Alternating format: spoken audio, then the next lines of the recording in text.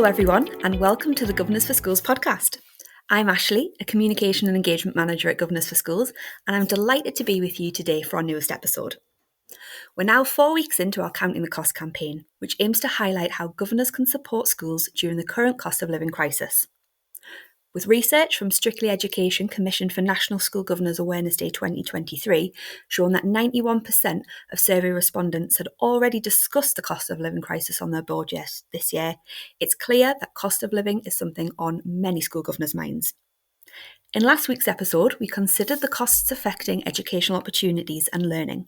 And this week, we're turning our topic to a very large and quite complex area of school life: staffing.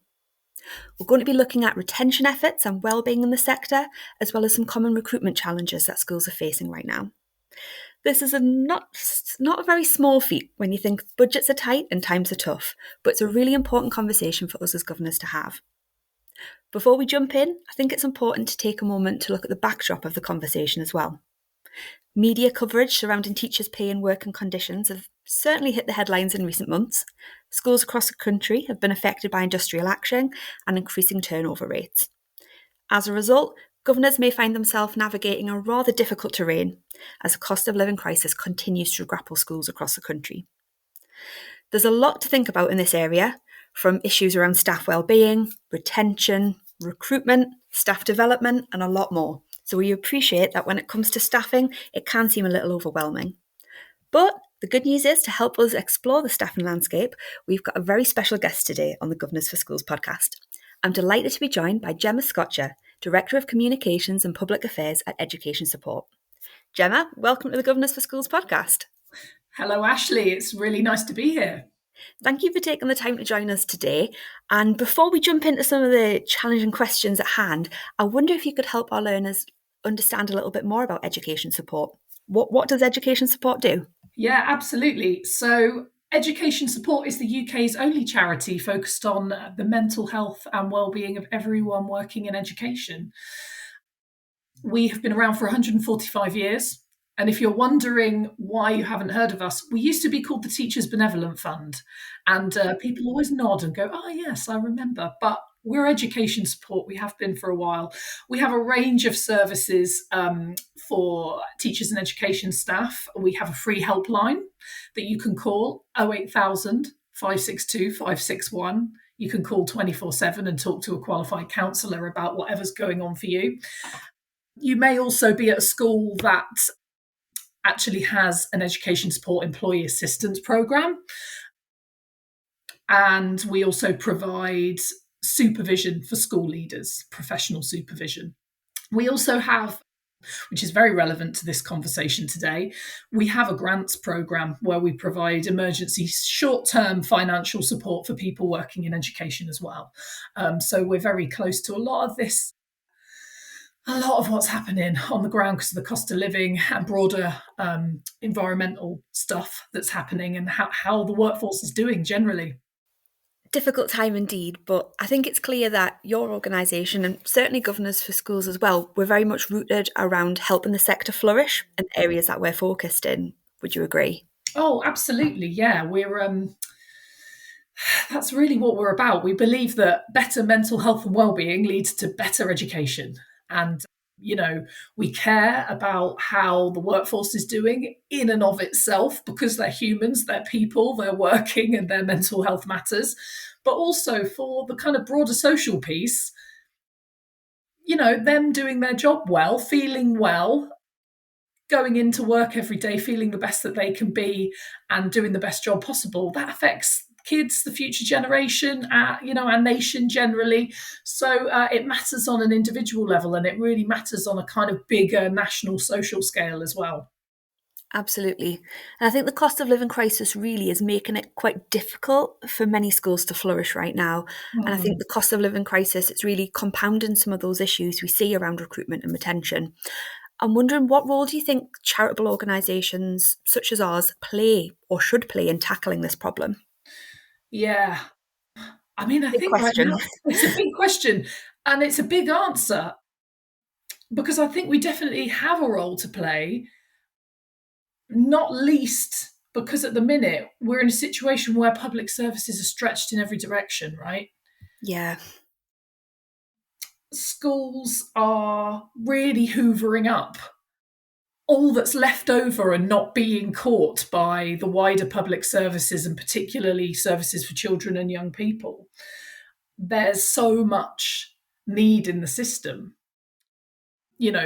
Poverty, mental health, send issues, all of that. It's showing up at schools every single day. And unfortunately, and we have some research coming out in May that will highlight this, staff are not necessarily able to get the support for kids that they want and need and deserve. And that's having such an impact on, just the general well-being of staff, because we know that education staff at all levels are driven by this kind of really strong moral sense of purpose. They want to do the best for the kids, and not being able to get them, whether it's a CAMS referral or a social worker or whatever, not being able to get that support in a timely fashion, it's having a massive effect on them. They're not switching off at night. They're carrying the weight of responsibility for, how the kids are doing often. And I think that's massive. I think that's having a really big impact on how the workforce is experiencing working in education at the moment. So, with public services at where they are at, there's a huge role, I think, for charities, for organisations to do everything possible to try and get everyone through this period. I think the impact that the kind of cost of living crisis is having on wellbeing can't be understated, really. I was reading some research from Teachers Union NASUWT from September 2022. They'd surveyed 6,500 members, and 58% of those respondents had said that they'd had to give food or clothing to the pupils. And I just think the impact that that can have on wellbeing, it's really difficult, isn't it? I think as governors, it's important that we think about what we can really do to support our school communities during this time. Oh, yeah. I mean, that NASUWT research really echoes with some research we did.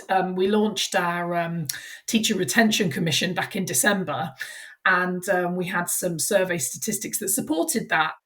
Forgive me, I've got no mind for numbers, but you can find it online.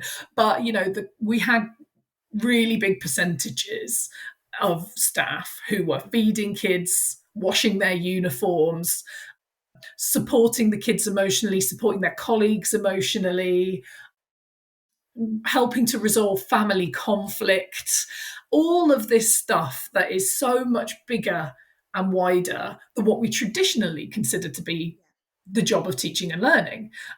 And so it speaks to a kind of gradual expansion of the roles and responsibilities that education staff are dealing with. But there's no extra time in the day, to cope with this scope creep. But they're taking it on nonetheless.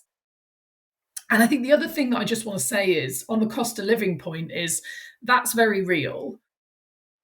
And it's showing up in all kinds of different ways, which I'm happy to talk about. But I think it's also bigger than that, in the sense that if you think about the lifetime of, a 16-year-old in school, they've been schooled through austerity, the pandemic, and now the fallout of the pandemic in the form of a cost of living crisis.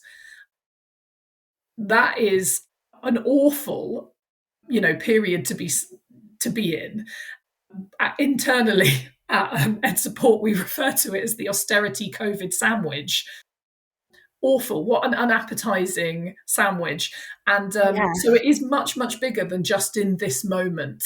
The way that schools are operating at the moment, through no choice of their own, is the direct result of this sandwich effect of austerity and COVID. And the frontline people helping students navigate that sandwich are our school staff. So 100%. I think it's understandable that would have an impact on retention. Yeah, exactly. I mean, just imagine just think of any other kind of high stakes profession. People have professional pride, and on a very basic, rational level, well-being and everything aside, it's deeply frustrating to not do the job that you care about well because you haven't got the basic tools to do it well. How frustrating is that? But then there's so much more on top of it because education is such a deeply relational and personal mode of work. So you've got that basic frustration at not being able to do the job properly, and then the emotional impact of the human cost of that as well. Do you think there are any other factors impacting retention as well as the current kind of cost of living crisis? Mm. There are a lot of things. Whenever we ask, I mean, I think they're all related, right, to this broader context that we're talking about. But we often hear in our research and focus groups, from teachers, we ask, if you could have one thing, what would it be? And they always say more time. And that's an obvious one, isn't it? Work and workload is directly related to that. Our teacher wellbeing index says that in our last one, half of the workforce were actively seeking to look, and of those, like 68% said the workload was a reason. But again, that speaks to this time piece, doesn't it? Yeah. I think there's something about moving with the times as well, if I'm honest. Again, what I've just described in terms of the breadth of work that teachers and education staff are doing, I don't think we I don't think we've caught up with the reality of that. Yeah. And I think schools are still structured in a way that thinks about education as standing at the front of the class delivering a lesson. And Yeah. obviously, that's a massive part of what has to happen and does happen. But it's not just that. And we need to move with the times a little bit. And I think about a graduate who university mates are working flexibly and, dare I say it, paid more. There's a lot to be said about moving with the times, and flexibility is a big part of that, I think. There are some schools that are absolutely nailing this, making sure that PPA time is at the front or the back end of the day so that people can, flex that and pick up kids or be a person. I think there's a lot of knee-jerk fear of flexible working. Yeah. But I think we know that there are schools that are doing it well. So how can we learn what that looks like? I think that's a key point for me and a key takeaway as a governor myself. It's knowing what good practice looks like and Yeah. how, in my own role as a governor, how we can adopt that good practice in our own Oh, school. yeah. And I think we can't be gatekeepers of good practice or information. We have to share that. And if something's Yeah. working well in your local context, adopt that in other areas and see if anyone else can benefit from that as well. And I think Yeah. you make a good point around kind of flexibility as well, because I think historically maybe flexible working in an education system has been more uncommon. Yeah. But I think the benefits that that can have to retention, I think really could be quite important. I was quite alarmed actually by some research that I was reading from the NTMP project, which looked from 2018 to 2021 on education sector leavers. And it said that the biggest group of people that were leaving education during that period were women aged 30 to 39. And I think that creates a real potential issue of diversity within the sector. We're losing potentially a big pool of people, aren't we? And that's a worry, I think, for schools across the country. That's big. And there's a lot to unpack in that. And immediately, what I think is, if we make the probably quite clumsy assumption, but I'm going to do it anyway. If we make the assumption that these are women who are potentially considering family life or starting families or already have them, and many, of course, will not, that will not be applicable to them. But let's just think about that on the whole. If we make that assumption, what immediately springs to mind for me is when we did a load of focus groups with middle leaders recently, they all looked at us and said, well, I'm a middle leader now, but if I want to start a family, I cannot continue this job because it is not conducive to balancing family life. I'm letting somebody down if I Yeah. have a family and I'm a middle leader. Now, middle leaders are in a particular situation, aren't they, where they're reaching up and they're reaching down and they're stretched in every single direction, and it's a specific set of struggles. But how alarming, that there are talented and committed middle leaders who are saying, I can't continue this job if I have kids, and I certainly am not going to reach for senior leadership if I have kids, because it all just feels like balancing too much. So that's when we do, again, go back to this point about flexibility and how can we make it work, make it so that we can retain some of these, talented and dedicated staff and allow them to have families as well. It's a really big one. And again, what I immediately think of is we ran some focus groups with women school leaders who were, and they were very aware of this, but they named that, I'm sort of knee-jerk fearful of flexible working because I don't see how it can work. We need the boots on the ground and we need the consistency. But then when we interrogated it a little bit more, it turned out that most of them, when they had their babs, they came back and they did 4 days a week. And we said, guys, that's flexible working to an extent, isn't it? Now, there were lots of challenges around some of them having to go to their governors and, kind of really persuade them to allow them. There wasn't always the best practice around how they switched from 4 days and maybe back to 5th and all of that stuff. So there's a piece of work around how do we make that a smooth process for people. But I just found it very interesting that they hadn't made the link that the 4-day return that they did after mat leave was flexible working. So it does and it can happen. And I think it is an integral part of keeping people with families in the workplace. So maybe then as governors, there's something around when we're looking at the vision and the ethos and the culture that a school has, it's really seeing the value of that flexibility from a retention perspective. Not Yeah. only is it a good thing, but strategically it can help with your kind of retention numbers. Yeah. And kind of reframing the value that has could have benefits, operationally and strategically for school, but also in terms of the actual lives of the teachers and the school staff that are going to be working. Big time. And I just think we've talked to a lot of teachers who say things like, I can't book a doctor's appointment because when can I get to it? I can't go to my kids' nativities. That's the classic one, but that's a real example.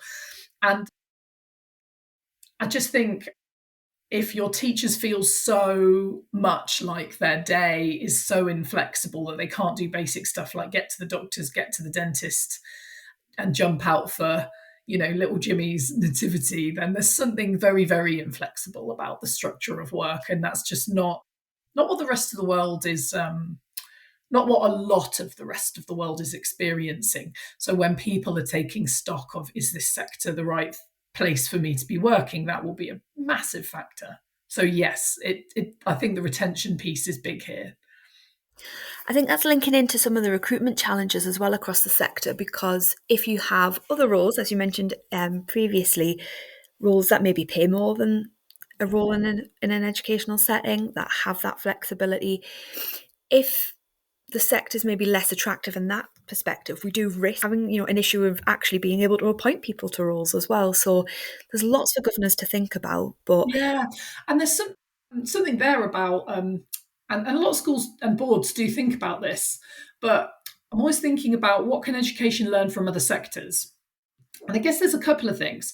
Firstly, yes, being cognizant of what I guess big corporates would call their employer brand. Like, how attractive are you? yeah. That's so important to be thinking about in all your decisions, really, when there's a recruitment crisis.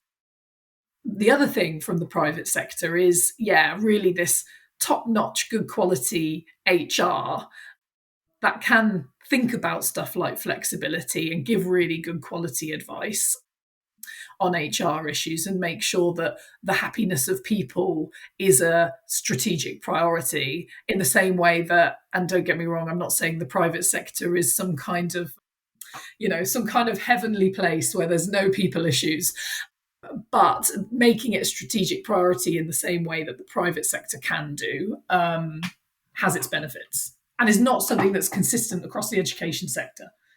I think there's something that governors can kind of actively and tangibly do in that sense, and that is around the policies and procedures that the Yeah. school are implementing. I think certainly a wellbeing policy for staff, I think, would be a really good shout if schools don't already have that. And I know we did a campaign at Governors for Schools around 2 years ago called Wellbeing Governors. Mm. We were trying to promote the inclusion of boards having a governor who was a wellbeing lead, Yeah.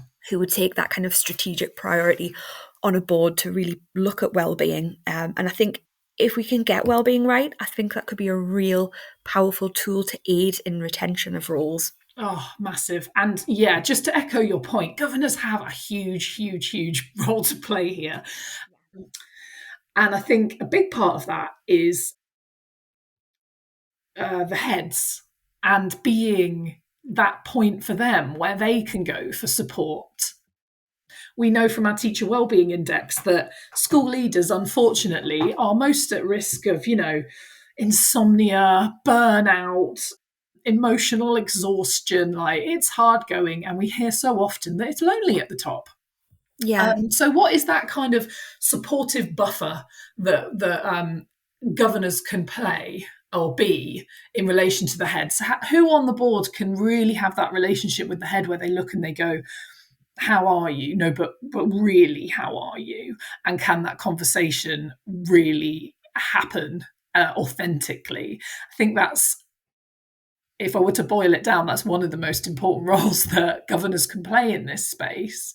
But in addition to that, there's helping leaders to think about, right, what is the culture like in school? How are people doing? But really, how are people doing? And putting in place, surveys, making sure they're actively responded to. Please don't do surveys and then not actually respond to the findings. Not that any of your fabulous listeners would do that, of course. And, what are the plans, policies, and audits that can be created or undertaken? Governors have a really important role to play in terms of driving all of that, I think. Absolutely. And I think having the governor's backing of surveys, I think, is important as well. So I think Yeah. sometimes you can have a survey and say, for example, it's not anonymous. That can put people off being authentic and honest in their Oh, responses straight yeah. away. But Make them if anonymous. at all, and if Yeah. it's just, say, for example, the survey going purely to, say, a head teacher or a deputy head, there's no kind of, I suppose, robustness in terms of checking Mm. the results, being able to kind of ensure that those senior leaders are supported to carry out the surveys and kind of Yeah. implement the findings. So I think having governor backing in surveys is really important, and a good way Yeah. that as a governor you can see what the attitude on the ground is like from the people who are managing these day-to-day challenges that the cost of living crisis is certainly bringing into the classroom. Yeah. That pulse check is vital, isn't it? Yeah. And you have to have faith in that pulse check. And every How, school will be different. But sorry, go yeah. on. I was just wondering, how often do you think governors should be looking at kind of staff wellbeing and kind of surveys? Is it Oh, an annual? Because you don't want it to be tokenistic, do you? You want it to have an yes. impact. So should it vary depending upon school? I mean, I think for this wellbeing stuff, a point I really want to land is every school is different and you have to do what works for your local context, right? Yeah. Schools themselves are best placed to think about that. But how do I answer this question? I mean, you want to have a genuine sense of what's going on in the ground. So the regularity of those surveys depends on, the culture of the school, and is it open? Is it psychologically safe? Are people genuinely talking about challenges, and can you trust the general intel that you're getting? If you can't, you might want to do surveys more frequently. But that said, you don't want to go to a place where you've got, survey burnout and people just start going, Yeah. ugh, not another survey. The most important thing is that you do a survey, make it anonymous and everything so that you can get people talking candidly, and that you communicate and you action the findings. That is the most important point, because then you start to build trust in the survey process in the longer term. So actually, although I've said you want to, regularly get a sense of how people are doing, in many ways, it's better to do it less frequently, but do a really good job of it, than to do it more often and do a bad job of it. But really, a lot of this is relational, and can you trust the intel that you're getting on how people are on the ground? What's the culture like? I think you raise a really interesting point that I think we should unpick, which is around doing surveys for survey's sake and the time that it takes. And I Yeah, think as governors, we really need to support our leaders in our school to create a culture whereby we are doing things that are going to have the most strategic impact, yeah, that we're not doing things for the sake of doing it, and we're not yeah. doing things that aren't going to be adding value. Mm, Teacher workload, I can imagine, is a real challenge, and I wonder how many teachers out there are able to stick to directed time schedules, mm, PPA schedules. And I think as a governor, having a culture whereby we are really strategic about what we're doing and why we're doing it yeah. helps to embed that culture and that understanding that we're Mm, not asking for things that aren't important, and we will prioritize and focus on the most important areas. yeah. And I think that's probably an area for development that I think a lot of us could think about. Yeah. And at the core of a lot of that is communicating the why and the value to the staff, making sure that they can see why something is being done and then the impact of it having been done. And then very slowly over time, the faith in initiatives can, hopefully be established or created or restored. But it takes time, like with all of these things. We're talking about real culture change or establishment stuff. And that takes time. Definitely. Mm. But I think time that it is worth spending embedding. Yes. Yeah. I think it's interesting that when you think of, a lot of kind of private sector organisations, you think of staff training and personal development being a real selling point that a lot of organisations will showcase. When budgets are tight and you're looking for things to cut, do you think personal development in schools could be at risk? Oh, I mean, it is at risk. Uh, Yeah, yeah, definitely. I really want to make the point about personal development as well that, again, local context can really, really matter. And we do know that a lot of training can become quite standardized and feel a little bit tick boxy. yeah, But the training that we know lands best is relevant to your local context. And it's often teachers teaching other teachers. Yeah, that's often what we hear has the best impact. So making sure it's really relevant to the specific needs and wants and development requirements of your people and thinking about how they can deliver it to each other in a peer-to-peer way. I think linking your personal development, your school improvement plan, I think strategically is a really sensible move because it Yeah, is going to be having the most impact. yeah, But could be a case then for a lot of, consideration of collaborating with other schools in the area and sharing and pooling those resources where yeah, possible when it comes to personal development. But I think that has a big potential to impact retention, I think, as well. So yeah, it's certainly one that I definitely. think governors can be mindful of, making sure that there's budget behind personal development, that it's factored in a directed time, and that it's part of the culture of the school, that it is respected and valued. Oh, I really, really love your point about schools in a local area kind of sharing resources. And I just think that that's so important because you alluded to this earlier. Often people can think, governors, leaders can think, I know I need to do X, well-being, personal development, whatever, but where do I start? And seeing what's proven in other contexts near you is at the very least an inspirational starting point that you can think, oh, I love this, I'd tweak this and that, but the core of it works. And I also think, again, talking about that broader context where, being able to rely on other services, the ecosystem around schools is so limited right now that being able to lean on each other, I mean, there's strength in that and it can Yeah. save a lot of time, a lot of effort. It's efficient, but I just think from a kind of we're in this together sense is Yeah. really important. I think we can't be gatekeepers of information. And I think Yeah. whether that's in teaching, whether that's in governance, and for me, myself as a governor, I'm a governor at a primary school. And if I can learn good practice from another governance professional, I will gladly learn it. And if they have Oh, tips or hints, I'll yeah. gladly take them because it's not about me as a person. It's not about us individually, it's about us collectively succeeding. So if you Yeah. see best practice in another setting, then taking that best practice, I think, is a very good use of time. Yeah, and share it. Like, I love that you say don't be gatekeepers. Don't be gatekeepers. Good leaders are generous with knowledge, because it just serves to strengthen everyone around you. Absolutely. And I think it's particularly during a cost of living crisis where budgets are tighter, it's looking at those opportunities for personal development, for school development that are going to be impactful but also affordable. So Yes. if you can learn from another practitioner in a different school, that's probably a very affordable option.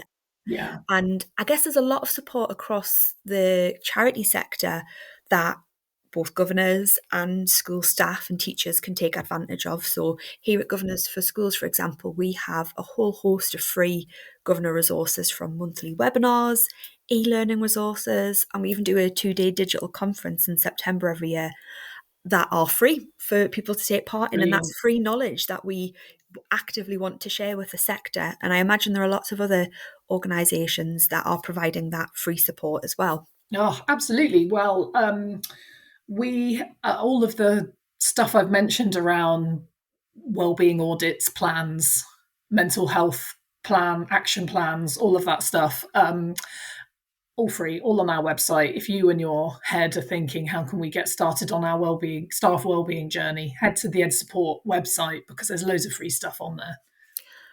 To all of our listeners listening, what we will do is we will put a link from the Counting the Cost campaign webpage to education support, so you can get access easily to all of those important bits of information if you are looking over the campaign resources. And I think it's about really kind of highlighting and signposting to those resources and Yeah. organisations that are out there in the sector that want to help. Yeah. So definitely, if the resource and information is out there, we really want to be able to showcase that to people. Yeah. So important. I think when we come to recruitment and retention, I think for me, a big thing that as governors, I think we could be doing is making sure we're monitoring effectively. So making sure that the impact that the changes, the procedures, the policies are having are being checked, and Yeah. progress over time is being monitored and being able to be evidenced as well. And I think as governors, that's something that we can control. There's Mm. not a lot of things we can control in the system at the minute. We can't control the budgets as much as I know many of our listeners, myself included, would like to be able to do that. But one thing we can control is how we approach the challenges that we're facing, and having a really robust monitoring timetable that's sent to teachers in advance for the year can be a really effective way for us as governors just to touch base with school, check in and make sure that the plans are developing as we hope they are. Yeah, monitoring and communicating that. If you've implemented a policy and your governors are really on it and they're monitoring the impact and you're seeing that it's having a really good impact, communicate that, share that. I would even say, even if it's not having a really good impact, communicate it. That sense of transparency builds trust in the mechanisms that you're putting in place. And that's so important. Staff on the ground need to understand the why this is happening. So that communication piece, I think, is very, very important. And what was yes, I was just going to make one other point as well, which is just generally, and this feeds into some of the resources that we have available on our website. What is the culture like in your school? I think governors have this important role of supporting the heads and making sure that they don't feel like they're floating alone and unsupported. But equally, there is a sort of that gentle challenge piece of, but what is the culture like in the school? How is everybody doing? And we know that from our teacher wellbeing index, 42% of teachers have said that their school culture has a negative effect on their wellbeing. Wow. 59% are not comfortable disclosing unmanageable stress. So there's the supporting of the leader, but then there's also the thinking about, well, what is the culture like in school? And is it psychologically safe? Do you have a culture where staff members feel comfortable raising if they are overwhelmed, if they are facing burnout, if they need extra support? Are schools able to have are people equipped to give and receive quality, kind but candid feedback so that development can happen, but that it doesn't happen in a way that is laced with blame and shame? I think some of these questions around psychological safety are ones that governors can play a role in asking. Are we in this place? Do our team feel psychologically safe enough to raise things? Are we in this together? And there's a belonging piece here. If you have a psychologically safe culture, you create connection, you create a sense of belonging. And we're in a difficult time where there's a lot of stuff that cannot be controlled, and that ultimately, as you say, your budgets, the resources that you have, there's nothing we can do about this. But what we can do is we can create a culture where people feel safe and feel like they belong, and that they're not motivated and running on fear. And that can insulate against a lot of the really difficult stuff that's coming in from the external environment. I think that is such an important point, Gemma, that as governors, we should be driving that culture and that ethos. And I think that is one big thing that we can do. And certainly a takeaway from today's episode is, what is your culture like in your school? How do you know that the culture is what you think it is? What evidence are you basing that assumption on? And how often are you checking in on that? And are you, reading something in a head teacher's report and accepting that as read? Or are you looking at the evidence that's underpinning those assumptions and those attitudes? I think is really important. Absolutely. And making sure that the head feels supported in getting there, because I think this is just anecdotal and my personal reflection and not evidence-based, so I caveat this. But I think pre-pandemic, we had a lot of arguably a contingent of school leaders who were skeptical about the wellbeing agenda, right? And then we had the pandemic, and wellbeing was the thing everybody was talking about. And I think now that we're through all of that and we're, living this post-pandemic life, I think most get it, that this is something that needs to be thought about and needs to be addressed. But I don't think it's everyone. I don't think it's all leaders. There is still some skepticism. So what I guess the point I'm making is that some of your heads might need a bit more cajoling on this, but don't do it in a way where they are not psychologically safe too. It's support, even if they are the most kind of resistant and skeptical on the wellbeing spectrum, bring them along with you and have it be a joint effort. And I guess couching it in terms of retention and strategic factors is a good way of making the case for it. Absolutely. So I think we've got a clear kind of, I suppose, takeaway around making sure our ethos is inclusive. It is considerate of well-being, of the challenges that the cost of living crisis are presenting to the staff workforce in the sector. A second area around making sure that our leaders are supported and that they are feeling psychologically safe and able to implement the policies and procedures effectively. Are there any other takeaways, Gemma, that you think governors should be actively looking at when it comes to the impact that cost of living crisis is having on staff? Creating inclusivity as well, I think. Issues around the experiences of ethnic minority, LGBTQ, neurodivergent people in schools, they are different. There is a kind of foundational level of challenge in this external context in the system at the moment that everybody is experiencing. Most people are challenged in some way right now. But if you throw on top of it those experiences as well, there's an extra layer of stress and difficulty that happens every day that can negatively affect well-being and ultimately, not creating a sense of belonging. People can feel othered in a day-to-day way. So I think if you're going to look at well-being, thinking about inclusivity, it's the same thing. I think we often say, here's well-being, here's inclusion, but actually they're kind of the same thing. Inclusion is about ensuring that your well-being strategies work for everybody ultimately. And that you're not just saying, okay, I'm going to put in a well-being strategy, but it only works for white, straight, neurotypical people.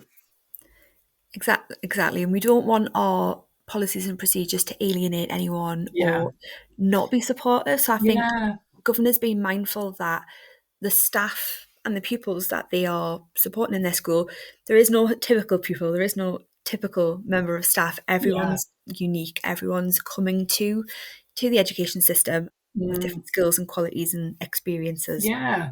And they all need to be respected and protected in the policy work that we're doing. Yeah. And actively feel, made to feel welcome and included. Definitely. And I guess just reflecting on what you were saying, maybe an important thing for governors is really having a clear sense of like what makes up your population in your school community. Like, are you clear on that? Do you know who your community is made up of? I'm sure many governors have a really crystal clear sense of that, but it's just a reflection. And I think monitoring that and not thinking, oh, we've done this, we can move on. It's a tick box Yeah, exercise. You need to embed it and have yeah, that as a regular thinking point on your agendas for yeah, meetings, I think is important as well. yeah. Because your school community will evolve, right, over time. Absolutely. Yeah, And I think yeah, as people are leaving your community and new people are entering, I think there's also an important case for really looking at exit survey data. So if you have staff who are leaving and exit surveys are done, what's done with that information? Just oh, like a wellbeing survey, yes, you shouldn't be doing something just for the sake of it. We should yeah, be actively using and informing our kind of future direction based on the information that we get. So yeah. Who if is we leaving and why? why Yeah, exactly? And are there any trends that are coming out from that? yes. And if there are trends, what is the board doing about it? What are senior leaders going to be doing to tackle those challenges going forward? So That is a rich seam of information, isn't it? absolutely.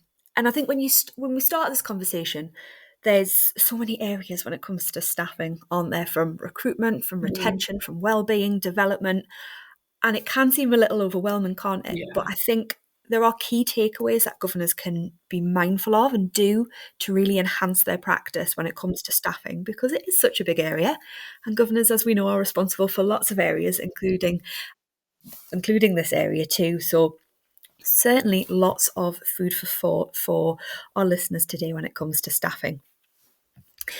Gemma, thank you so much for your time. I appreciate we could talk for hours about this, and I know you and I yes. probably would want to do that, but in the interests of time, I do think we're going to have to kind of bring our conversation to a close. But it has been great to have this opportunity to talk about this important issue. I think we need to keep talking, right? That's what people need to do. Oh, absolutely. Keep talking about it. Ask questions. Stay curious. I mean, that's the main thing. What's really going on? It's been a real pleasure, Ashley. Thank you so much. Oh, thank you, Gemma. I've really enjoyed it as well.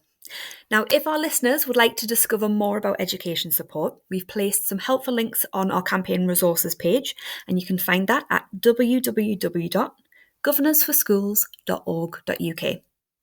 You can also find a host of campaign articles, video content, and helpful resources there as well. And we've been releasing these as part of the Counting the Cost campaign since the start of May. So head on over to our website and we hope you can find some information that's useful. Before we sign off, I would just like to take a moment to thank Alan and Overy for kindly sponsoring the Counting the Cost campaign. This podcast, the resources, the campaign materials, none of it would have been possible without their support. So thank you very much to Alan and Overy.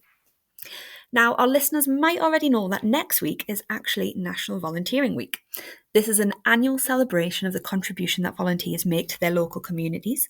And if you would like to find out more about how Governors for Schools are going to be recognising this important week, then head over to our social media channels and our website to find out more. We also hope that you join us next week because we have a very special edition of the Governors for Schools podcast for Volunteers Week. We're going to be looking at the difference that volunteers can make as school governors, so certainly one not to be missed. Gemma, thanks again, and to our listeners, we hope that you join us next week for more from the Governors for Schools podcast. Have a lovely day.